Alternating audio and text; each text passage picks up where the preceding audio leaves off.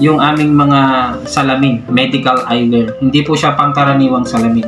Ayan, so ang gagawin po natin ngayon guys, is ipapakita ko po sa inyo yung protected po tayo. Yung mismong pinakasalamin po niya is protected tayo sa UV light. Ayan, so isa lang salamin lang po yung gagamitin natin. So ipapakita ko po sa inyo na hindi po siya pangkaraniwang salamin.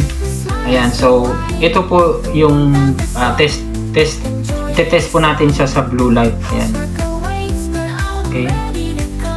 Ayan, so makikita nyo guys, ang blue light po, yan po yung ilaw sa cellphone na tumatagos sa retina ng ating mata. Ayan, so paggamit nyo po itong Ion Spec Medical Eyewear namin, protected po yung ating mata sa UV light at blue light. Yung blue light, yan po yung tumatagos sa retina ng ating mata, kaya po ang daming merong astigmatism na yun. So, itest din po natin ang ating salamin sa UV light. Ayan. So, pag meron po kayong medical eyewear na ganito, Ion Spec, protected po yung inyong mata sa malakas na sinag ng araw o radiation o UV light and anti-EMF din po siya. Ayan. Ayan po.